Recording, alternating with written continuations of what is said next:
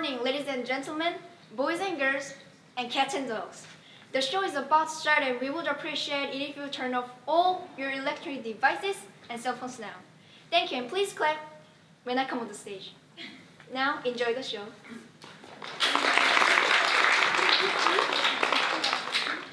Throughout the medieval period of English history, there included an aristocracy, a relatively small group that obtained its position and status by birth alone, and all the commoners, which included everyone else.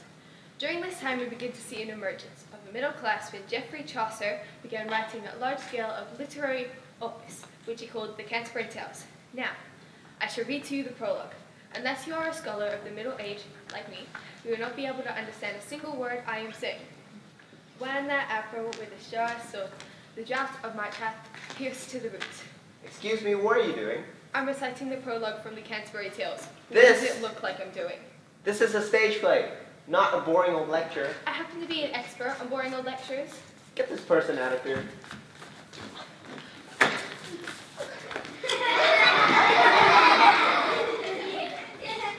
I apologize, ladies and gentlemen. We will now begin the prologue.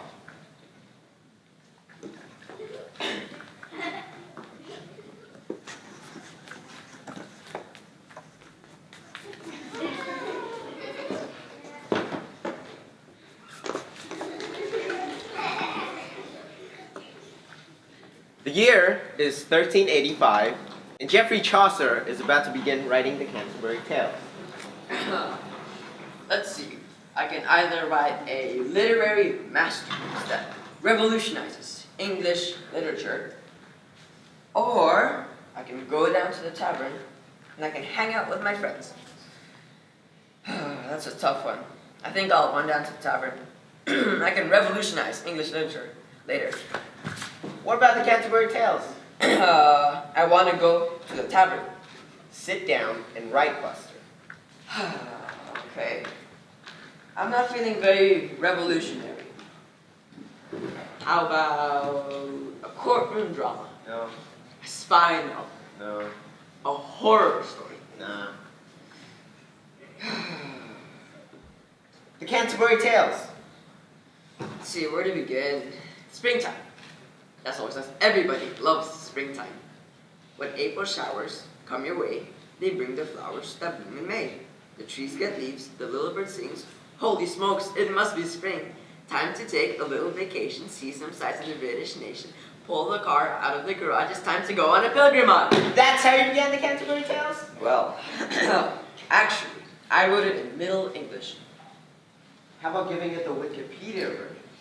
Sure thing. I'm going to write a story about a group of pilgrims on their way to visit the shrine of Thomas à Becket of Canterbury. See, Becket was the Archbishop of Canterbury back in the 12th century and had a little disagreement with the king. Actually, it was a big disagreement, so the followers of the king decided to murder Becket in a cathedral. Everyone felt bad about it, so they turned him into a saint and the shrine into a visiting spot for tourists. You see, visiting shrines of dead people was popular activities here in the Middle Ages, since there wasn't much to do except avoid bands of marauding bandits, or try really hard not to come down with the bubonic plague. Anyways, my story starts at a tavern inn in the London suburb of Southwark where a group of pilgrims meet. They agree to travel on a little vacation to Canterbury. It's about a 105-kilometer trip, which doesn't seem that long. The innkeeper, that's you, decides to go with them. To pass the time, he decides they should each tell 2 stories. One on the way to Canterbury and one on the way back. Yeah, that's about all I got so far. Now, all I need are some pilgrims. I'll go get some. You write. I'll get the story started. A group of pilgrims from the Middle Ages meet at the Tavern Inn. Their host, a man named Harry Bailey, that's me, greets his guests. You know, if I'm gonna write this thing, I need a bagel and a cup of coffee.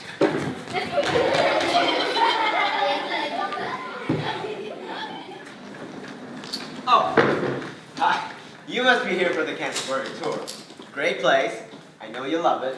We have complimentary continental breakfast from 6 to 9 and free in-room movies. I know you love it. I wish I was going with you. I think I will. Say, I've got a great idea. Let's entertain each other by telling stories. I will act as the MC and judge, and whoever tells the best story gets a free meal at the Tabard Inn. And the rest of you can pay for it. Sound like fun? Huh? Come on, let's go. I've got all day. Harry! Have you emptied the chamber pots and taken out the garbage? I was just about to do that. Have you cleaned up all the rooms? Have you started cooking the gruel? I'm on it, dear. Have you fed the chickens and slaughtered the hogs? I will. Nothing ever gets done around here unless I stand you every second of the day. That's right, dear. Once you finish all your chores, you can trim the shrubs, clean up all the windows, and paint the hotel inside and out. I'm on it. Come on, let's go. But what about your wife? What about her? It seems like she's got you booked for all kinds of labor. She's not serious. Come on.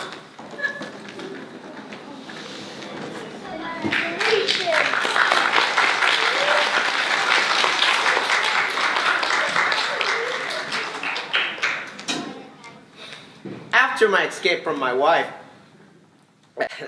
I love my wife. Why would I escape her? We ventured forth to Canterbury and began the telling of the tales.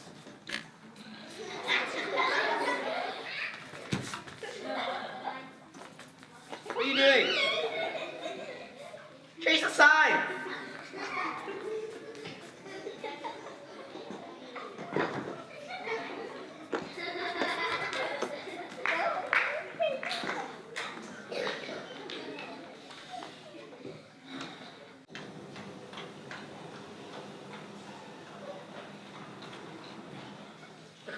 The night there was that worthy man that for the time that it first began to ridden out beloved chivalry. What are you doing? I don't feel like riding. What about the Canterbury Tales? Well, you're the host. You should ride it. But I'm fictitious. So you're saying you can't ride it? I can only write if you write that I'm writing it. But since you're already writing it, why don't you sit down and write it? You know what? I'm kind of tired. I think I need a nap.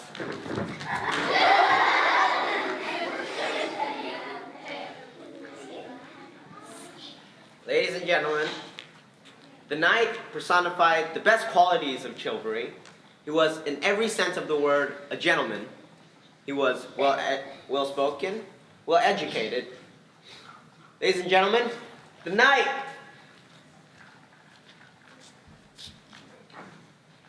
Thank you. Thank you very much. Now, I have this story about this fellow named Theseus, the Duke of Athens. Athens. That's in Greece, in case you didn't know.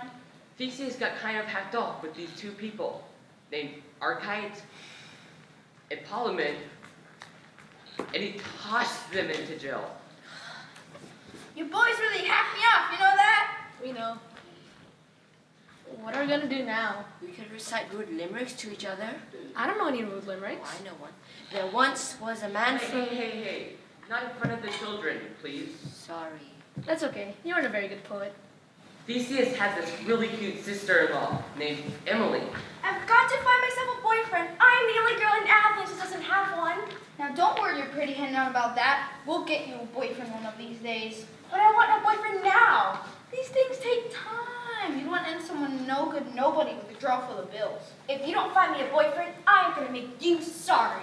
I'm working on it. You just hold your horses. Wow, did you see that girl? Yeah, I did, and there's something that has me curious. What's that? How come when we're in jail we get to see a pretty girl walking down the streets? Don't worry about it. I think I'd like to marry that girl. I wouldn't mind marrying her myself. I'm getting out of here. You mean escape? How are you gonna do that? I'm gonna walk over there. Have a nice life, sucker. Archite could not forget how beautiful the chief sister-in-law was. So he got himself a mask, and he snuck back into town.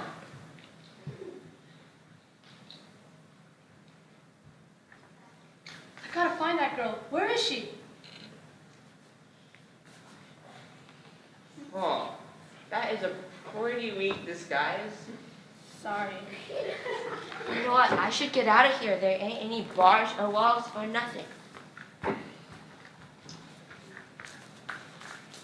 You think it's Halloween or something?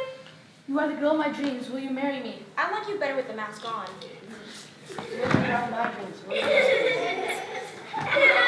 What am I? A weirdo magnet? Yes, you are. Hey there, little sister-in-law. I see you found yourself a couple of boyfriends. Say, you guys look familiar. Do I know you? No. Well, these boys want to marry me. Which one shall I choose? We are a civilized society struggling to maintain our moral incorruptibility and high standards for decency. In the case of two men seeking the hand of one lady, there is only one proper and genteel course of action. We flip for her. No, you fight her until one of you dies. You call that proper and genteel? Hey, it's May, okay? Now mount your horses. What horses? Those horses. Haven't I seen this before somewhere? The object is to impale the other fellow with your jousting pole. What jousting pole? The jousting pole you're holding in your hand. We aren't holding any jousting poles in case you missed that little detail. The director won't let us use real jousting poles. This is stupid. What is the problem? They want real jousting poles.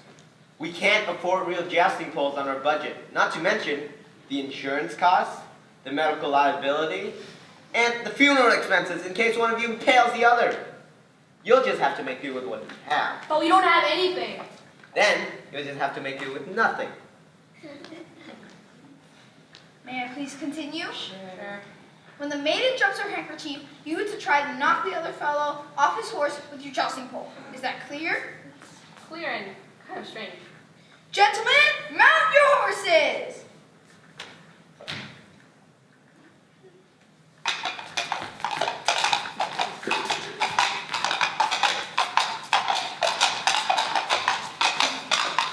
Come on, somebody hits the ground here. Yay, I win! I get to marry the pretty girl! Yay, it's a guy with a Halloween mask. In the rare case of medieval irony, Archite falls from his horse and is killed. Wow, that hurts. So, Parliament loses the jousting contest, but wins the heads of Emily, while Archite won, but was killed. How ironic is that? Well, I guess asking for a boyfriend, just asking for too much. So that is the end of my little tale. Now, we're gonna let another pilgrim take the stage. Thank you. Thank you very much.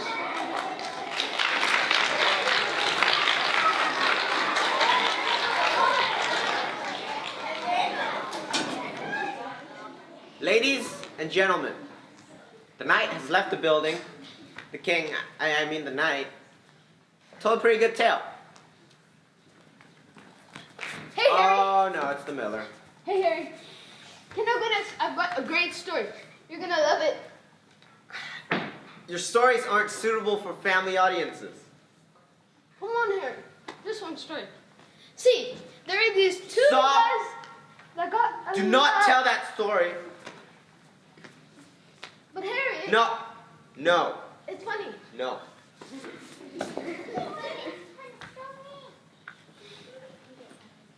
Now might be a good time to hear from the parson. I'm back. I went to Starbucks. Cinnamon dolce latte. Delicious. Now, I'm all refreshed and ready to write. What pilgrim are you on? The parson, a stern man with no sense of humor. Bring him on. A good man was there of religion, but rich he was of holy thought and work. He was also a learned man, a clerk. A little writer's block. Yeah, this writing is hard work. I need a break. But you only wrote 3 lines. Yes, but, they're very good lines.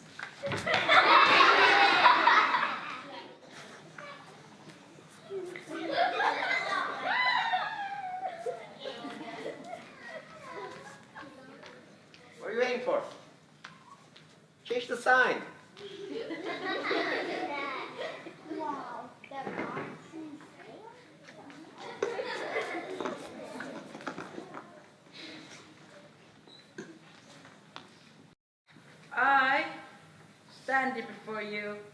not to offer this story, but to make you feel guilty and disgusted with yourselves. Just 500 short years ago, Pope Gregory, the man who gave us the Gregorian chant, came up with a list of 7 deadly sins. And it's been a job of a person like me to remind you every chance we get. Why, you ask? Because 700 years from now, it will be on the IB exam. No teacher in the history ever gave a test in Chaucer without asking about the 7 deadly sins. I have taken such exams, brothers and sisters, and I always got one of them. But enough about me, the 7 deadly sins. Hello! Hey! Hey, you all! You all suck! I hate your hair!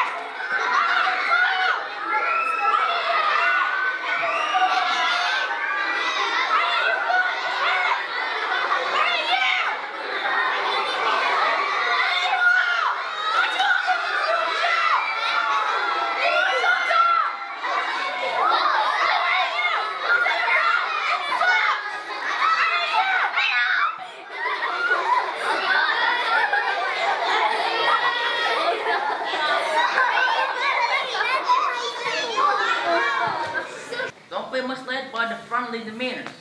They are deadly.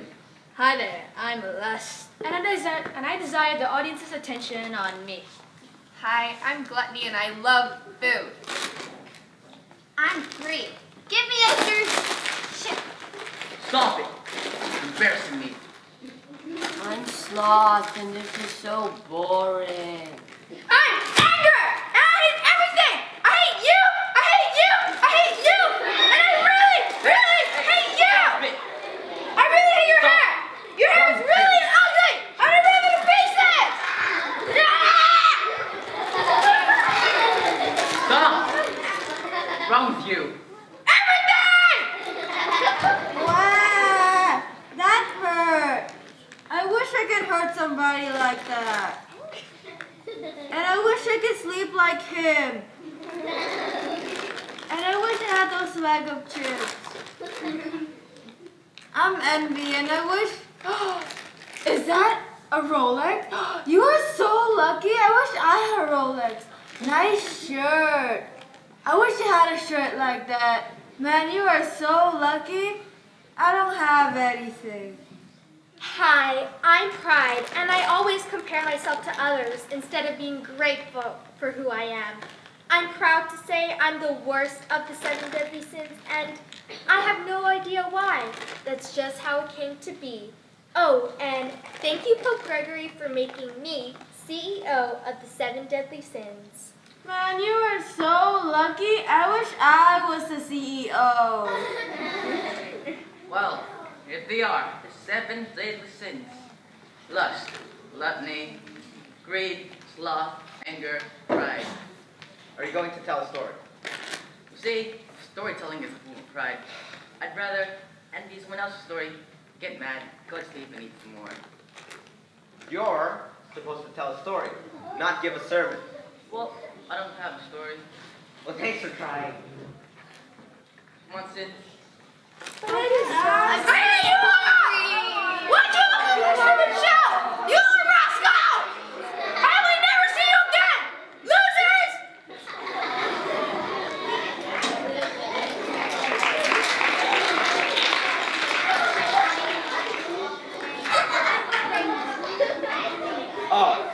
Oh, now you're pretending to be the wife of Bat. Have you even taken a bath? I can smell you from here. Just change the sign and take a bath.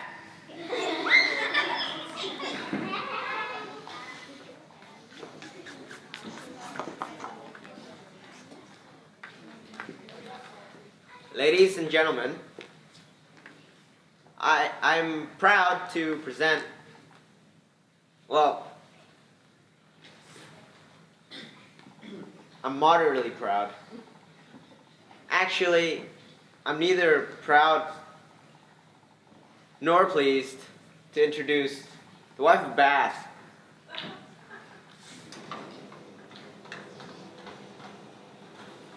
You see, Experience, though none authority, we're in this world,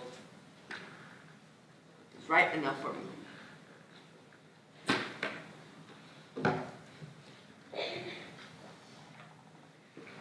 Oh no. I'm not really enjoying this, okay? What about the Canterbury Tales? Well, I'll finish it, but how about this?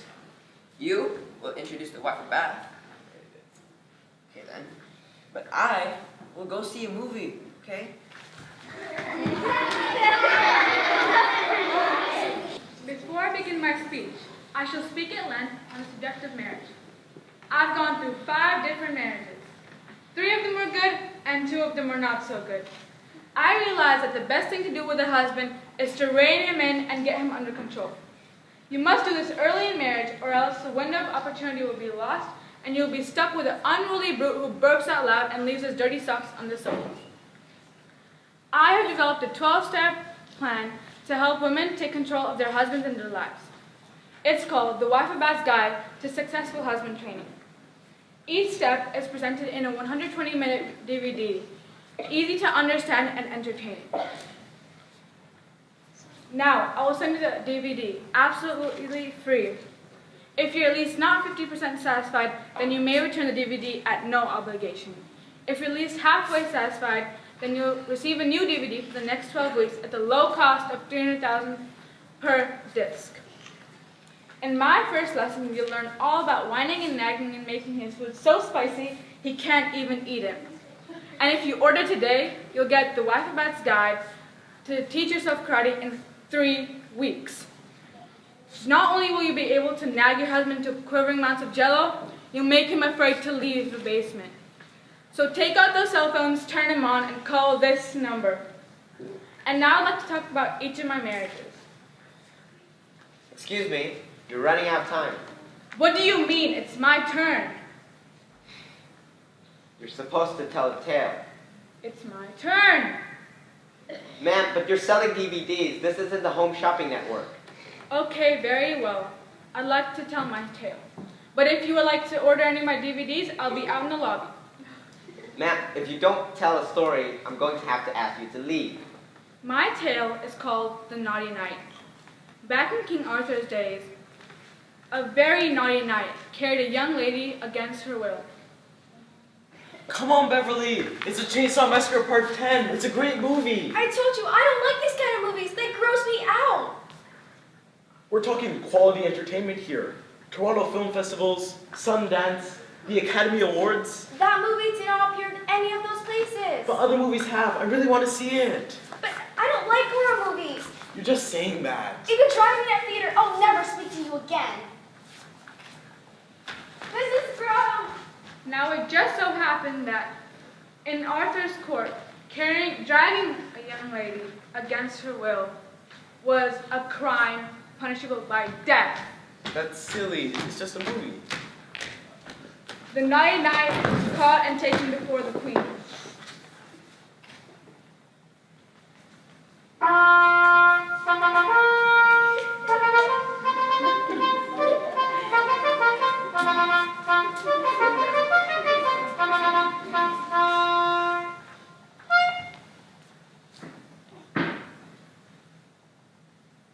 You took a lady to a horror movie against her will.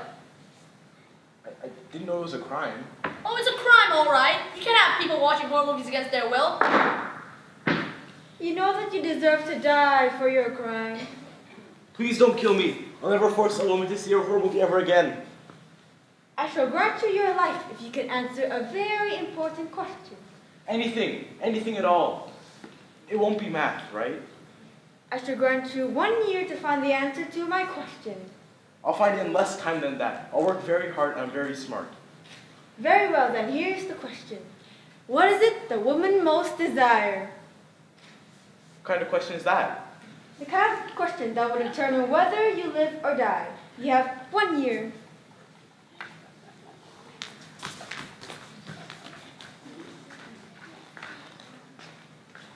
That's a tough one. I'm gonna need some help. Hey! I need some help out here! Can I get a little polling data? Okay guys, what is it that women most desire? Money. Honor. Beauty. Nice clothes. To be flattered and waited upon. Children. To be trusted. To be loved. Jewelry. To have a great retirement plan at work. None of those sound like the right answer. Thanks anyways, guys. I think I'll just wander around for a year and get my head chopped off later. Why is this such a tough question? And why am I losing my head over a horror movie? I thought it was the people in horror movies who lost their heads. The naughty knight paced back and forth, back and forth, and back and forth, and came upon an ugly old woman.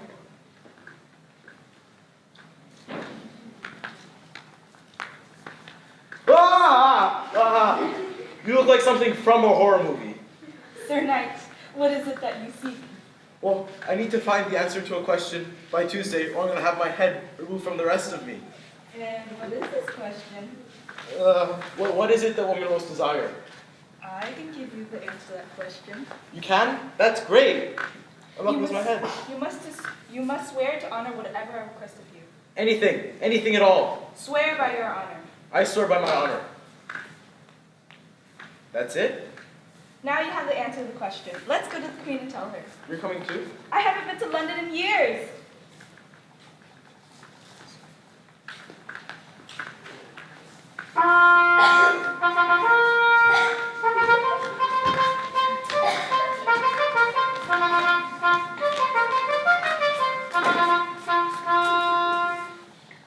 I have the answer to the question. Very well, then tell us. What is it the woman most desires? Women most desire to have control of their husbands. Did I get it right? That is correct. Well, wait. I am the one that gave the answer to this man. In return, he has promised to honor whatever I request of you. I request that he make me his wife. I saved your life. Isn't there something else you'd like? I wish to only be married to you. Very well then. By the powers invested in me as the Queen of England, I pronounce you man and wife. Have a great life.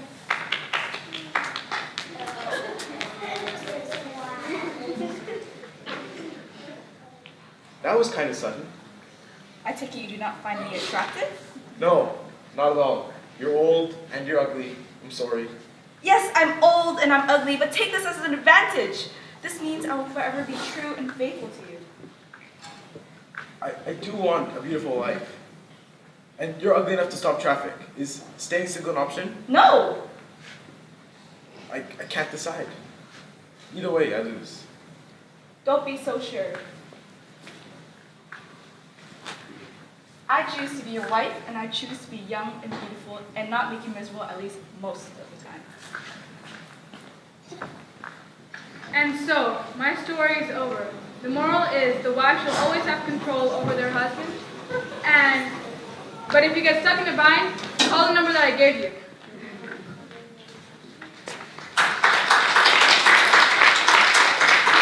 That was a pretty enlightening, though slightly creepy tale. Tell me what happened to your 5 husbands. They died. Shocking. Well, off you go.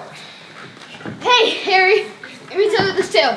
There were these 2 guys that got a ladder. Gosh, Miller, I'd love to hear your story, but we need to hear from the next pilgrim.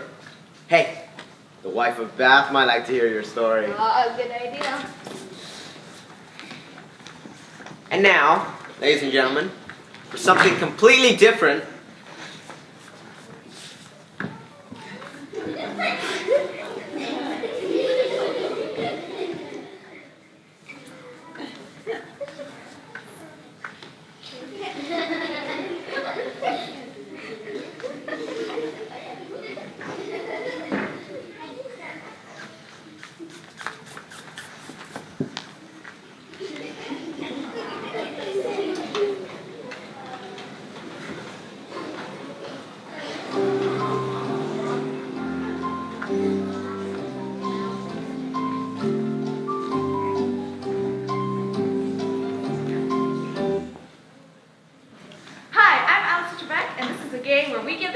and our players try to guess the questions. First off, let's meet our players. Our first player is Frankie. Frankie, I understand that you are a merchant. That's right, Alex. I sell stuff, I buy stuff.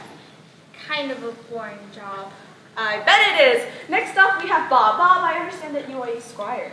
That's right. I'm youthful, handsome, and I love romantic evenings by the fire. Well, that was almost interesting. Next up, we have Melvin. Melvin is our returning champion. Melvin, I remember that you worked at a convenience store.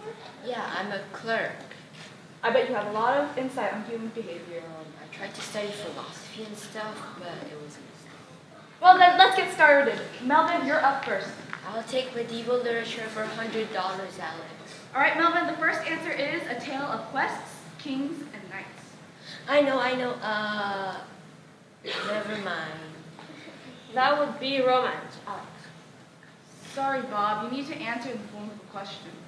What is romance, Alex? Correct, Frankie. I'll take Canterbury Tales for $100. All right, the next answer is The Best Dressed Pilgrims. I know. That's a tough one. That would be the parson, the pardoner, and the knight. Sorry, Bob, you need to answer in the form of a question. But I got it correct. Who were the parson, the pardoner, and the knight, Alex?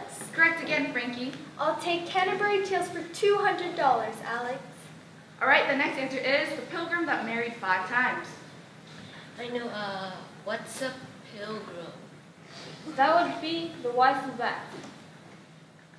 Again, Bob, you need to answer in the form of a question. Can't you make an exception? Judges? Judges say no. Sorry. Who was the wife of Bath, Alex?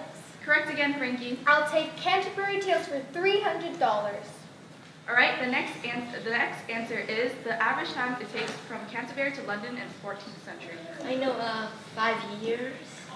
That would be 4 days. I mean, what are 4 days? Sorry, Bob, you did not originally state your answer in the form of a question. But I got it correct. What are 4 days, Alex? Correct again, Frankie. I'll take U.S. presidents for $100.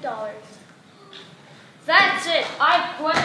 You can't quit. I'm winning here. Come back for you sorry squire. Well, Melvin, looks like you remain our returning champion. Congratulations, Melvin. Looks like we have no more time. Tune in next time for the next episode of Medieval Jeopardy.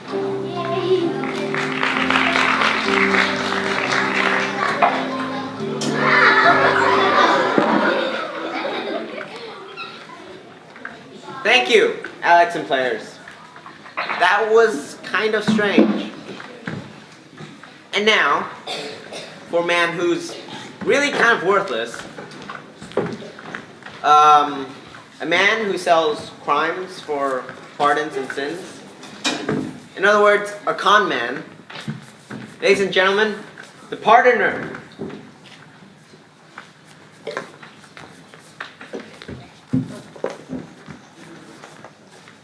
Ladies and gentlemen. Did you steal something? Okay, change the sign.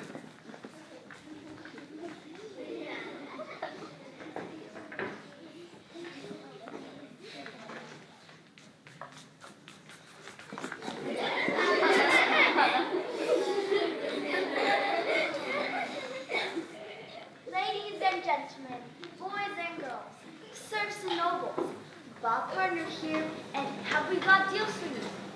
Hop on your horse carts and make your way down to the big box first. We've got pony carts, we've got horses, we've got donkeys, you name it, we've got it. All you have to do is sign on the dotted line and drive off in one of these new or extremely used vehicles. Now, I am going to tell you a little story with it. But first, I want you to think about a brand new, previously owned ox cart. You'll have enough room to haul your whole family and plus a couple of dead animals. Excuse me, are you going to tell a story? I'm trying to generate a little business here. You're supposed to tell a story. Look, partner, things ain't been going so good lately at the car dealership. First of all, you're the partner, not me. Second of all, cars haven't been invented yet. Third of all, if you don't get started, I'm going to have to get the wife of Bath out here to help you. In my illustrious vocation, I am sometimes a pontiac in ways that may or may be less than honest. I do, in fact, on occasion separate people from their money. But I have concluded that money is the root of all evil. Are you happy now? Thrilled. My tale is titled The Three Thieves, and it concerns three youths who have less than stellar reputations. So what did you steal from the poor old widow? Her last cent, how cruel is that? Not bad. What did you steal from the poor old widow? I got his last cent and his last drop of meat. How about you? What did you get from the orphanage? I took all the coins people left in the orphanage, in the charity box at the orphanage. Oh, my great people, what? That's pretty good. Pretty good. That's fantastic. There's nothing wrong with taking nobody. Excuse me, your sentence has too many negatives. What? You mean to say there is nothing you would steal from anyone, or perhaps there isn't anything you wouldn't take from anybody, although that really isn't proper. I'm gonna pipe down now if I break your nose. Now would be good. I am the master thief. There's nothing I can't cheat. I can cheat insurance companies, orphans. Say, I can even cheat death itself. Ooh, now there's an idea. Actually, I don't believe that's possible, but it's worth a try. We could all free cheat death itself. We'd be famous, and maybe Ellen would interview us. Let's do it. Let's cheat death itself. We would be like the Three Musketeers, only not as honest. Well, how does one find death itself in order to cheat it? Should go to search. Right. Patios, dating services, dentist, insurance We're companies. getting closer. Look, you missed it. It's right there. Yeah. Can I please cheat death, please? Sure. I'll hold. It's one of those answering machines. Hi, I'm a thief, and I'd like to talk to you about ways my friends and I can cheat you. If you could get back to us, we'd greatly appreciate it. Have a nice day. Wow, I can't believe you just told death itself to have a nice day. It pays to be polite. Hey, look. Somebody else can cheat. Say, man, have you thought about a good retirement plan? Winning a lottery ticket? How about a fully loaded Lexus with easy monthly payments? You seek death itself Yes, we do. You're gonna find death itself. in a forest behind the tree. How we know which tree? They all look pretty much alike. You will know. Wait, what about that lottery ticket? No, thank you.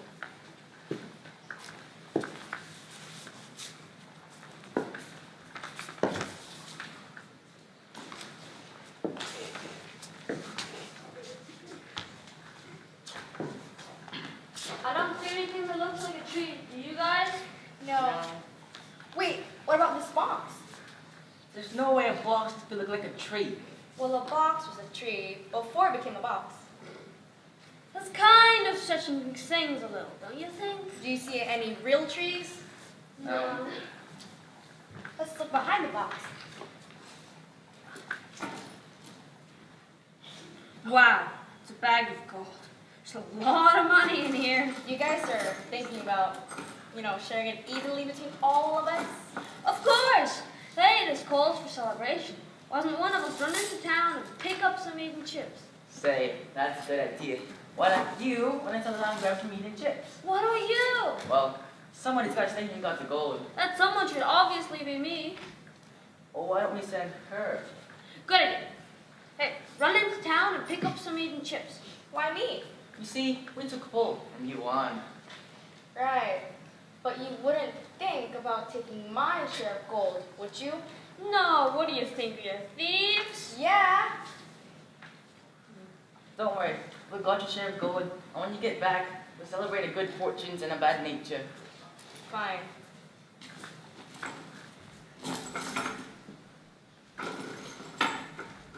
Say, when she gets back, you kill her.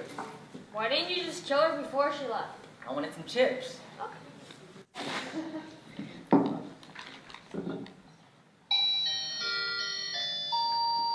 I need a bag of chips and a bottle of meat. Lucky you. You don't have a good attitude. What's the Middle Ages and I'm working in a convenience store? What did you expect? A little assistance. Oh, how inconsiderate of me. Isn't it a lovely day? How may I assist you? Well, I need a bag of chips and a bottle of meat. Well, that's about all I have. That'll be 2 gold coins. Great, I won't be paying. I'm a thief. Why am I not surprised? What's this? It's deadly poison. Is it dangerous? Of course it's dangerous. It's deadly poison. If my fellow thieves drink this, then I can have all the share of gold to myself. Great, I'll take it. That'll be 2 gold coins. That would be if you weren't going to steal it. I hate my job. She gets back. You stab her with a dagger. I don't have a dagger. Then run through your sword. I don't have a sword either. You don't expect me to do the killing, do you? Oh, you might. Well, it was my plan, so I'd rather you do the killing. I was planning on you killing her. Well, I don't have anything to kill her with. Neither do I. Then hit her over the head with one of those meat bottles. What if it's one of those plastic recyclable bottles? Here, take this. A spoon! I'm supposed to kill her with a plastic spoon? What's a lot of gold? Okay, I'll try. I got some party goodies. Say, now let's start a little celebration. I'll offend you and something like to say. Ha! A spoon. You're gonna kill me with a plastic spoon. Sorry, I didn't have a dagger. It's fine.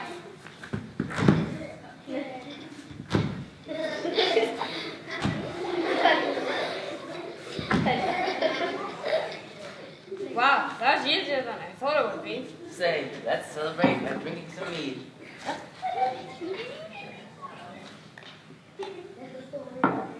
I don't like meat. Come on, live a little. Or die a little. I really don't like this stuff. And so, the marvelous tale is, cat, cheat on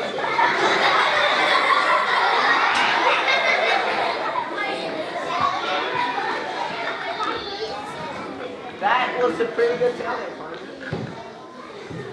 Thank you. And now, Hey, Harry. I cleaned up my story. does this have the same characters? Well, yes. Does it have the same punchlines? More or less. Have you tried it out on the wife or back? I don't think she likes me. I'm not surprised. With that in mind, it's time to, actually, I'd love to hear your story, but I need to have a little talk with Chaucer. Did you go to the movies? I did. I just loved the Avengers, you know. How did you like The Wife of Bath? I made sure her story was extra long so I could see the movie and all the trailers. She was something. I'm I not sure thought she'd what. be real good at tug of war. Well, anyway, there are these 2 Guess guys what? that got a lot. Guess what? It's time for an intermission. I need to meet with the Pilgrims and have a little talk. So I guess your story will just have to wait till Act 2.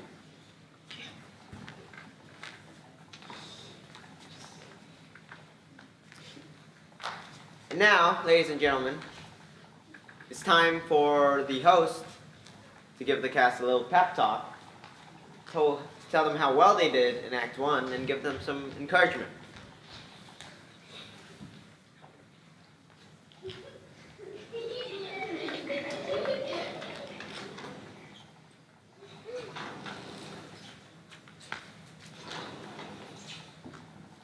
You call that acting? I've seen better acting at a kindergarten talent show. My dog's a better actor. And he can't read. You're an embarrassment. You're a disgrace to the acting profession. I don't know why I put up with you.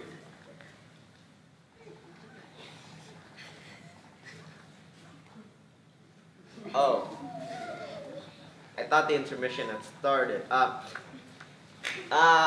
was obviously a joke. Yeah.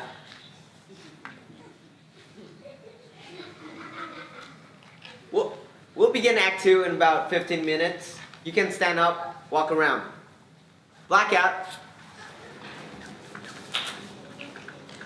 I am the only expert on Chaucer in the late Middle Ages in this entire theater. Therefore, you shall listen while I talk very slowly. Try to stay awake. There was a reeve, a miller, a partner, and a salmoner also. Wait a minute. Hold up there. Nobody wants to hear from you. But I'm the expert. You're boring. So? To Canterbury, I mean so. I thought you got rid of this person. I thought I too. She must have snuck in the stage door. I didn't sneak in from the stage door. I impersonated a techie and practically walked right across the stage. Well, why don't you impersonate Houdini and disappear? But what's a brilliant person like me supposed to do? Go teach DPHL literature somewhere.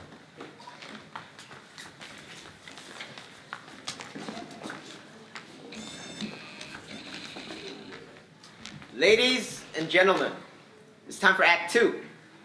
The Pilgrims are on their way to Canterbury, telling their tales and having a good time. Yeah. Act 2. The Pilgrims are still on their way to Canterbury, telling their tales, having a good time.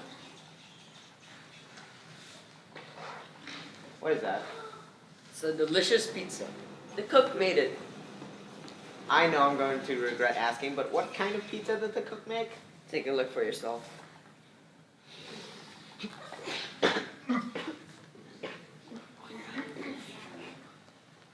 That's disgusting. This is a thick mixture of gruel, watered down oats, and that's about it. Wait, there might be some mozzarella cheese in there. That is disgusting. Well, it's either mozzarella or pepperoni. You really don't want to know how we made pepperoni back in the Middle Ages.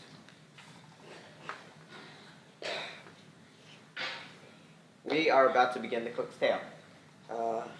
But I'll still finish the Canterbury Tales, you know? It's alright. You're never going to finish. I'll finish it, okay?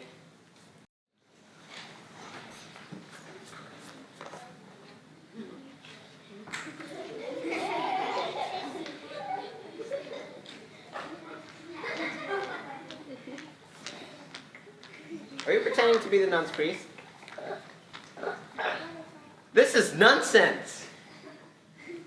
Change the sign. I will have none of this.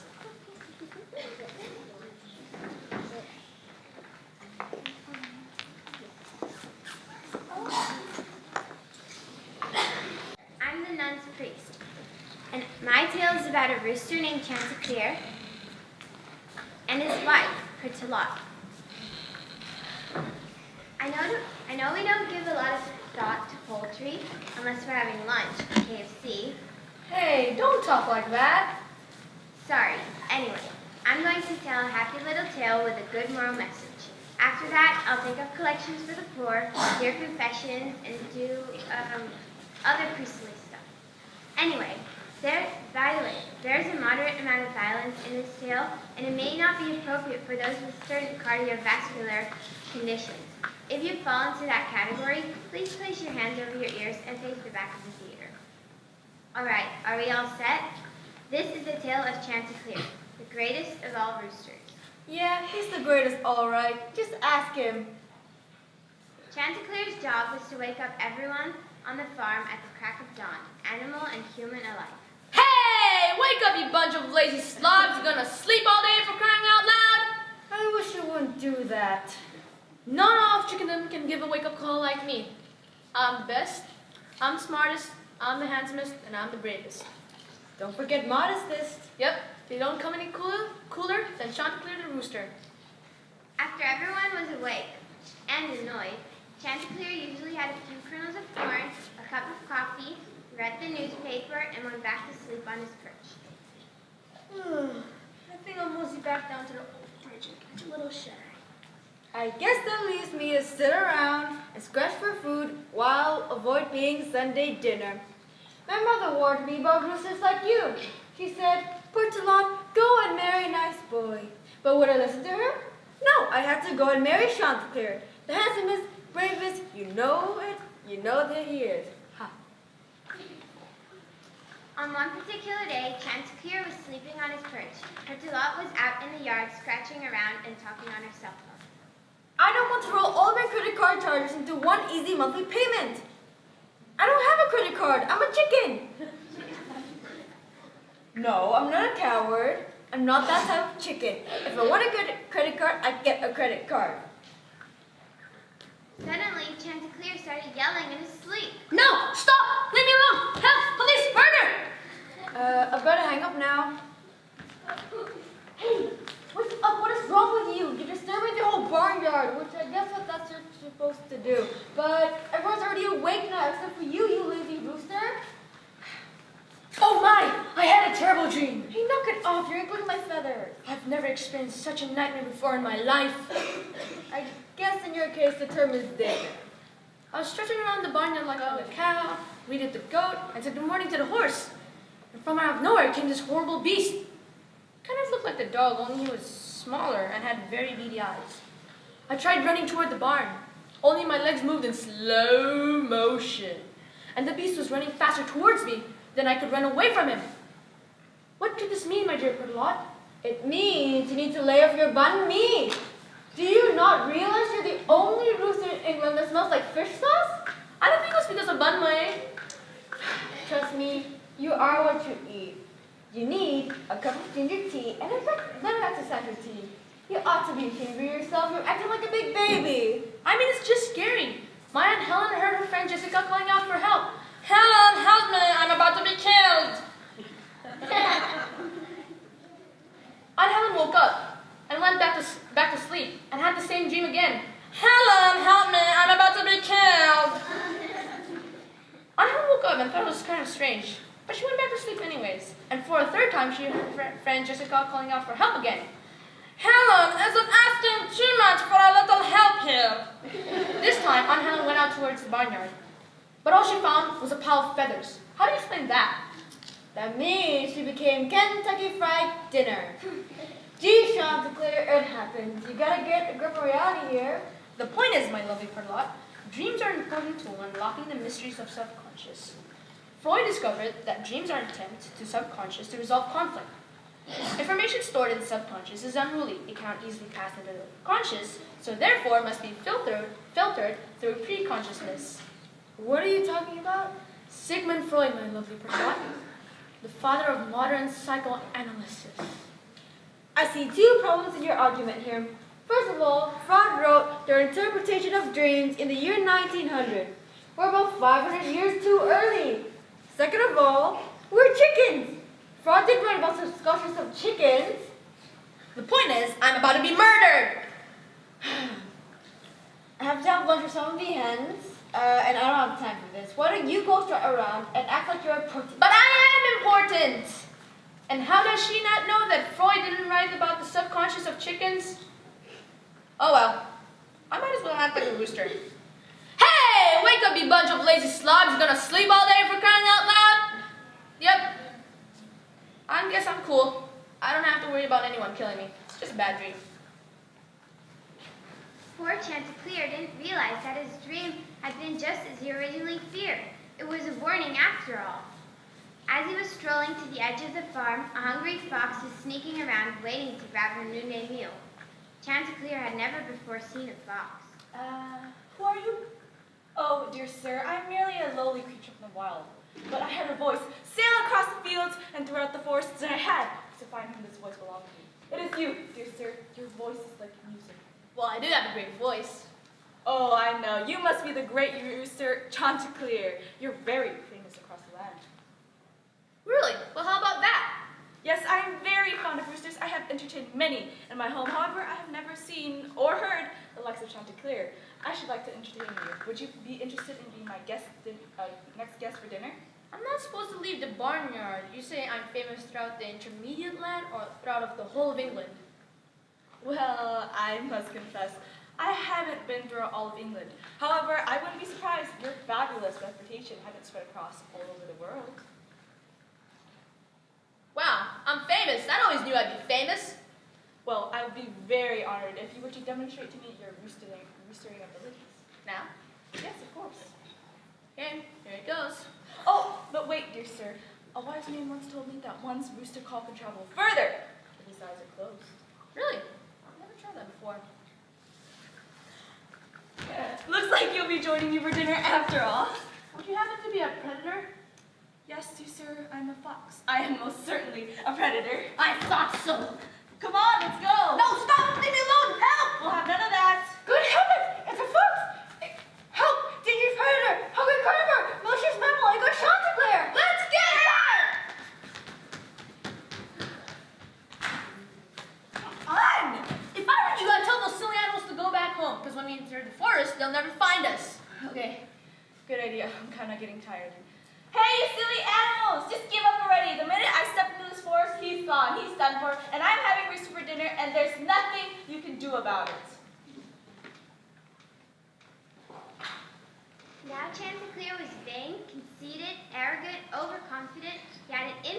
lingo, and a feeling of self-importance that was far from realistic. All right, they get the idea. But even with all of his bad qualities, Chanticleer was clever. Gee, thanks. And no sooner had he turned loose of the rooster, who turned around to yell his taunts at the pursuers. And then he flew, and roosters don't like to fly to the top of the tree. Haha, you sneaky fox, you'll never catch me now. I flew safely to the top of this tree. That's a desk. No, it's not. It's a tree. No, it's not. It's a desk. Well, could you at least pretend it's a tree? Yeah, I don't have time for this. There we are! What are you doing on that desk? I cleverly outwitted that fox and flew safely to the top of this tree. You hate to fly, and you're not very good at it. Well, what do you think happened? The fox let you go, and you climbed on that desk. Whatever, could you help me down? Got yourself up there, you get yourself down. Now, what do you think about my theory now? The same as 5 minutes ago. Why? That fox was the creature I dreamt about. You're crazy. But it's true!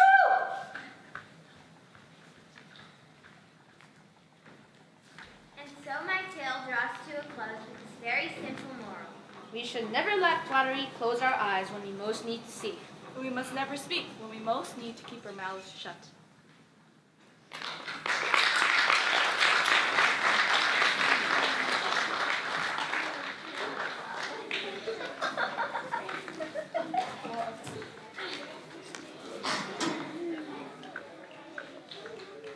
That was a pretty good tale. How'd you like the rooster and the fox? Pretty weird, huh? Yeah. So, we're on our way to Canterbury, and...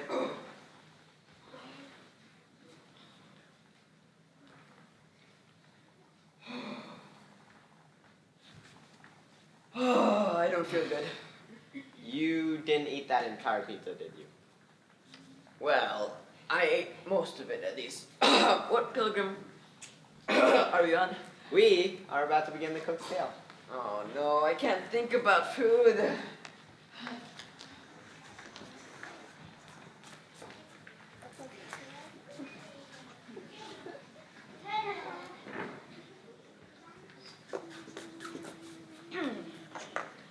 Now we have a show you're sure to love. 30-minute medieval meals with your host, the cook. You're only 5 seconds. 4, 3, 2, 1.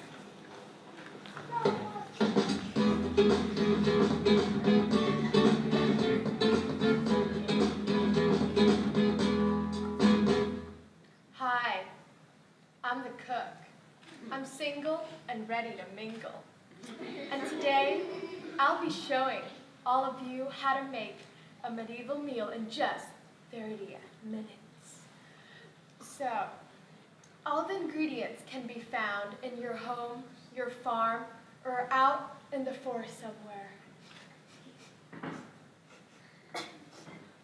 Yeah, today's special, barnyard casserole. Now first off, you need just a little bit of cornmeal, just a little bit, or it ruins it. Well, that doesn't matter anyways. Next, you need a little bit of water. I love water.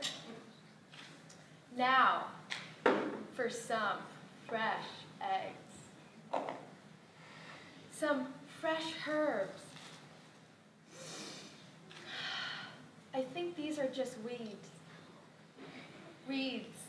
But herb is just a fancy word for weeds anyways. Now, you need some café sữa đá.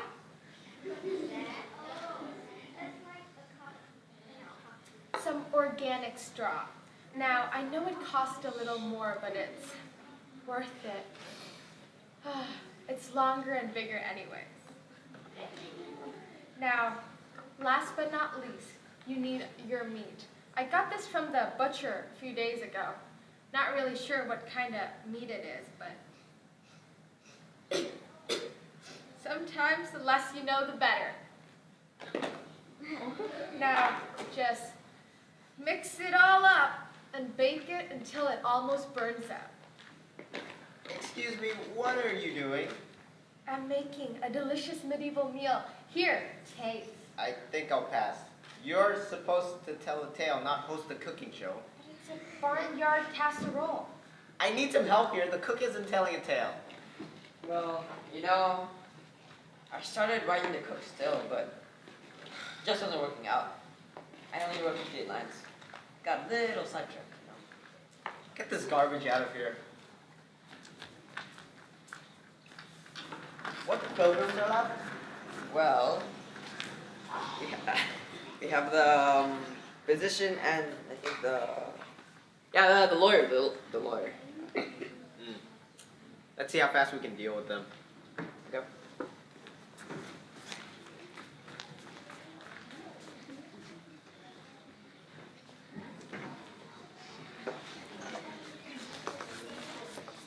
Now it's time for the Ellen Show. With your hosts, Ellen, and the lovable sidekick, Jeff Chilton.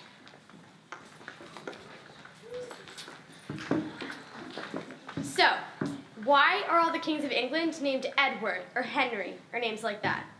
Why don't we have a king named Sparky? Now there is a monarch that the people could really appreciate. When the Saxons tried to invade us, they'd be laughing so hard at King Sparky, our guys could sneak up behind him. They'd be impaled before they knew what hit them. And what's with our current king, Richard? The guy's about as bright as a firefly. He never learned to read because they hadn't invented scrolls with pop-ups. If our monarchs get much dumber, we're gonna have to start calling them by a new name, French.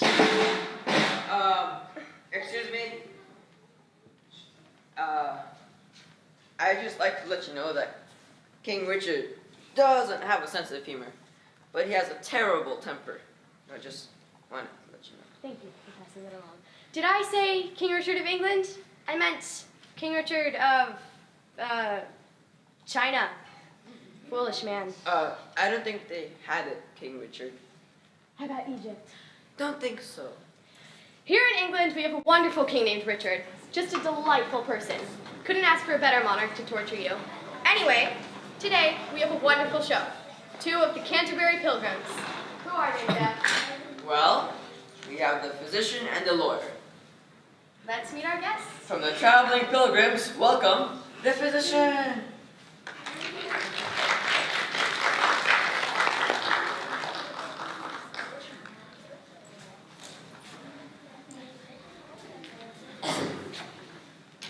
So, you're a physician.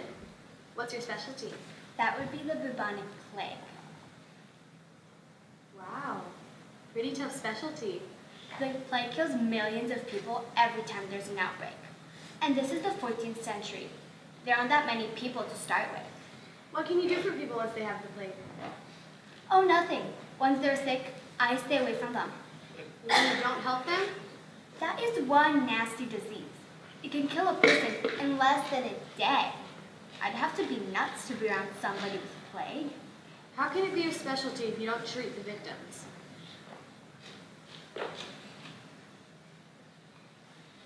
I never thought about that.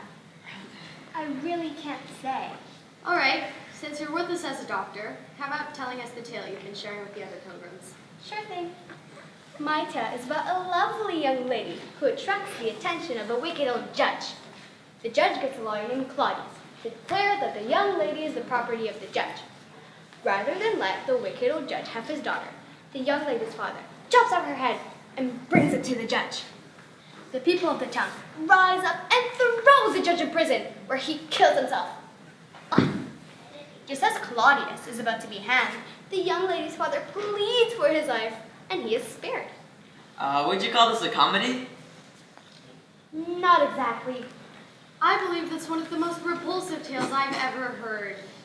Then you haven't heard the Miller's tale. And I don't intend to. Ladies and gentlemen, up next, the Woman of Law.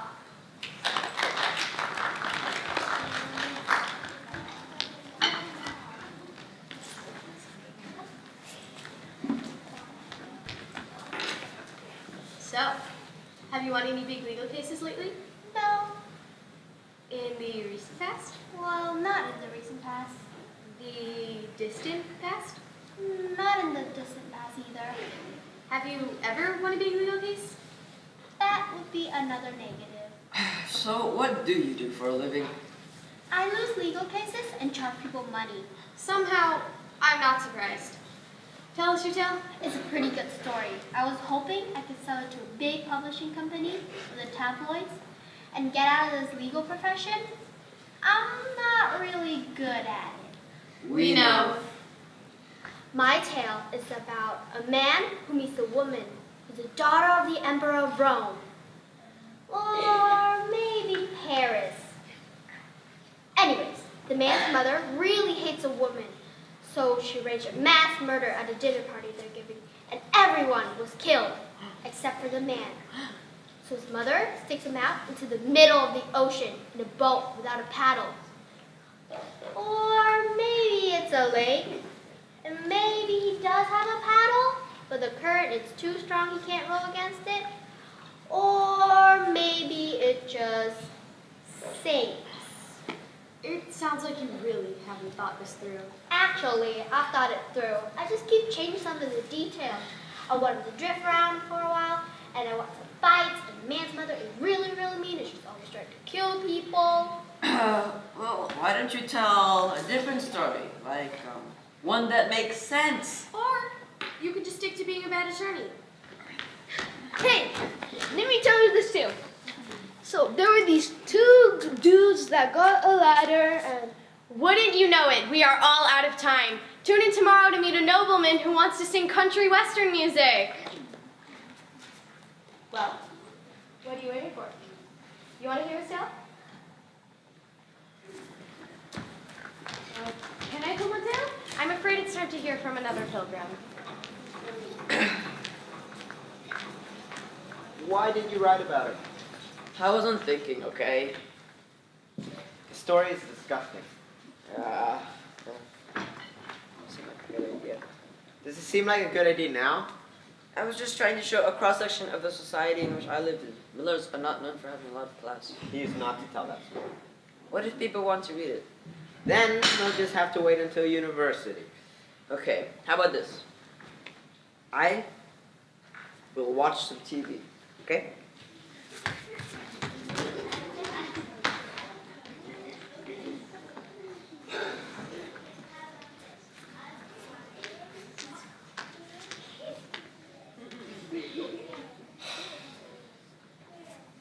Change the sign!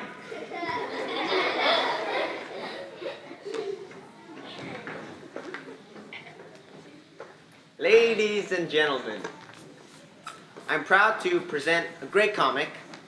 Well, not really great. A man who's been doing the clubs for years and still isn't funny.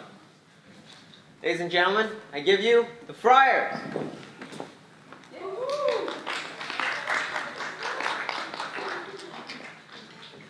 So, did you guys hear about the wife of Bath and her hang-up on marriage?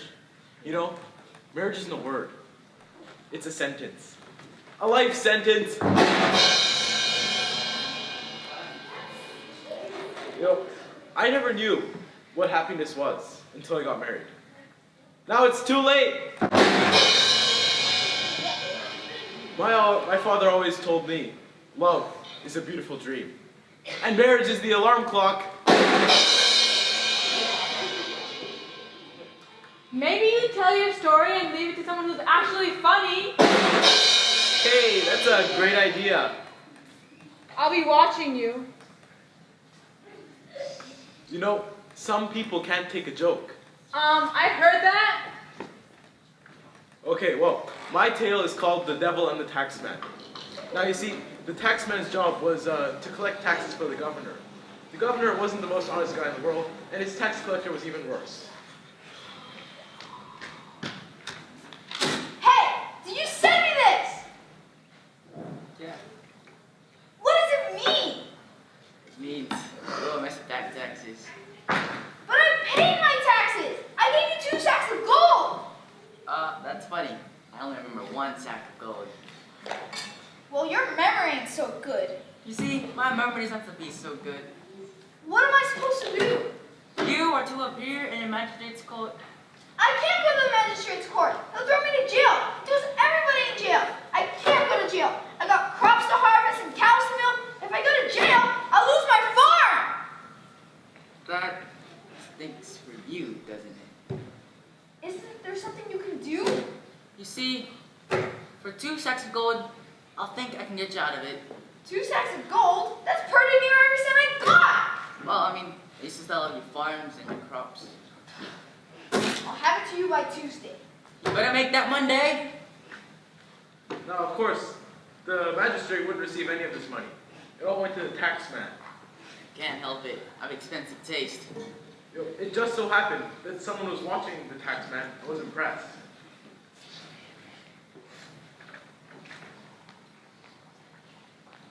Good morning. My name is Davila. Morning. I don't believe I've seen you around here before. Where are you from? My home is south from here. There's nothing south here but a big lake. Not that kind of south. Well, if you're not here for tax, what are you here for? Not that I'm not pleased to see you. You're very attractive. It seems like a whole new attraction for a lot of people. But it's not too personal a question. What do you do for a living? Like you, I'm a tax collector. And the way you're dressed, I'd say you're a very successful tax collector. What are your strategies? My strategy is simple. I take all that I can get, whether it's by trickery or by force, it doesn't matter. Same with me. How about dinner? What kind of food do you like? Oh, I'll eat anything, but let's put a pause on dinner for now. First, I'd like to watch you at work. Who is the poorest citizen in your district? That would be the old widow that lives by the edge of the swamp. She's so poor, she's got to eat dirt for a living. You think you can squeeze a half a sack of gold out of her poor, frail hands? Probably not, but if fun to try. Hello. Yes, could you please bring the old widow by the edge of the swamp in? Yeah, she's got to be here for an addict. Some days I just love my job.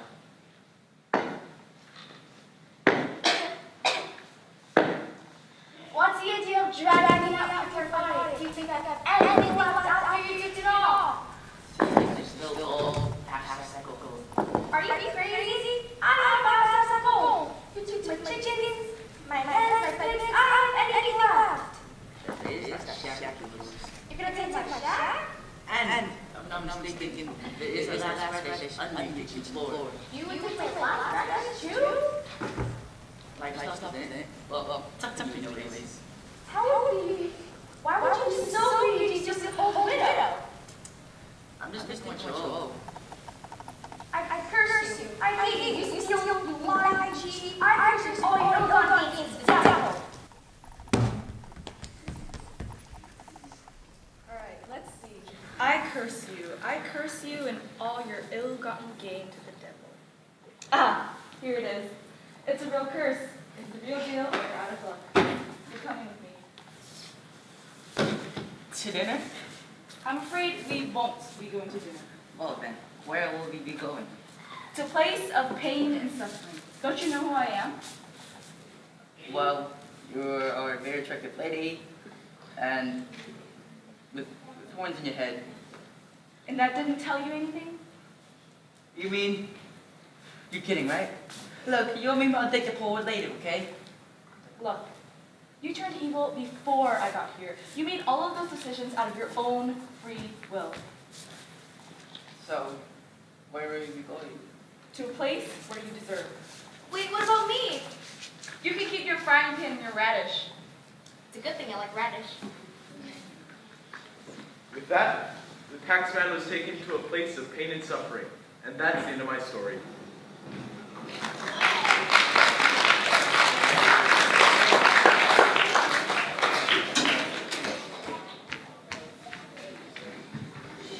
I would just like to say some opinions regarding people associated with the tax collecting industry. In no way reflect anyone during this production, except for him. Congratulations, Friar. You just offended everyone that works for the government.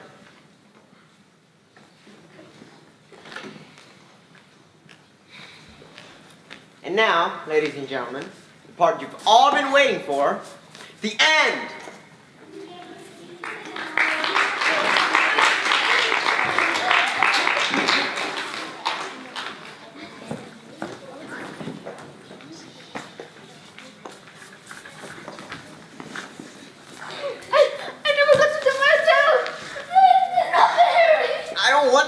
your tale. Please, Harry, please, it's not fair. Fine. Tell your tale. You ruined a perfectly good evening for a lot of nice people that made this a great theatrical experience. Thanks, Harry. You'll regret this. Tell your story. What about the sign? What sign? The Miller's Tale. Just tell your story. Okay, you're gonna love it. See, there were these two guys. I've got a little problem here. What?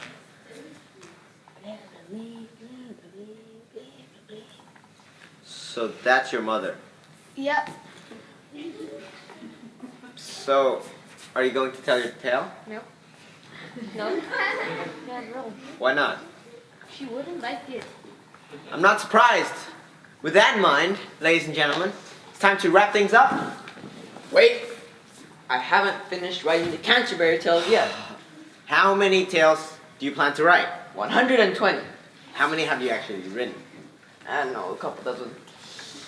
At that rate, it's going to take you centuries to finish writing the Canterbury Tales. It is a pretty big task. Look, Chaucer, we have some basic issues. The entire journey from Southwark to Canterbury would only take 1 to 2 days at the most. You have enough pilgrims to go 5 to 6 times to and from Canterbury. Oh, well, maybe if the pilgrims walked really slowly. We, who are part of the emerging middle class, we rode horses. Ah, what else? Your premise is good.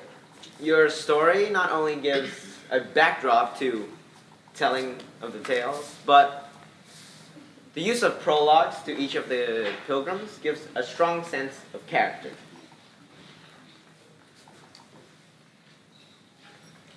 Look, Chaucer, even unfinished,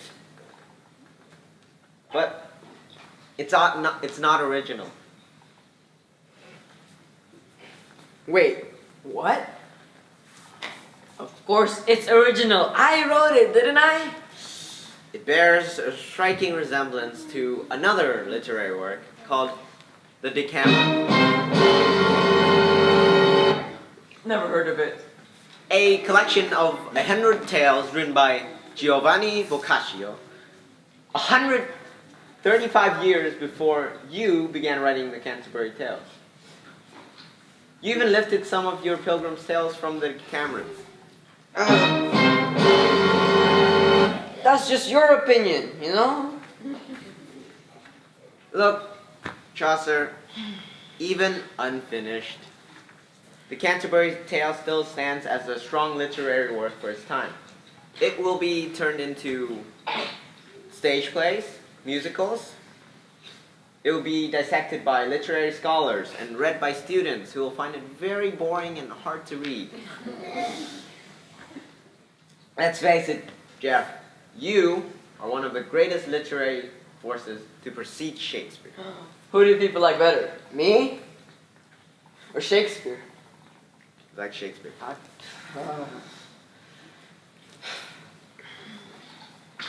Look, but don't feel bad. You've earned your place in history. Whether you deserve it or not is another matter. Well, do I make a lot of money? No. Okay then, let's call it quits and send the pilgrims back where they came from.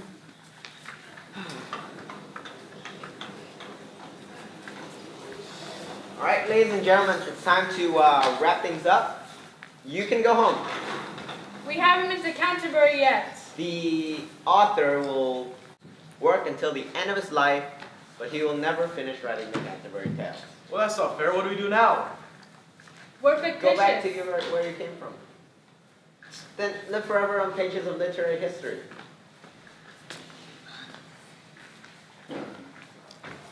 And now, it's my turn. I shall read to you the Canterbury Tales from the beginning to the end. I'm going out for Chinese food. Anyone want to join?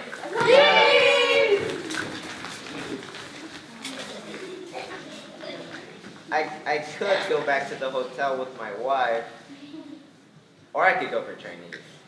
I think I'll go for Chinese. Now that I have your vivid attention, I shall begin my mock horrendous reading of Chaucer's great work. Okay, but Wait!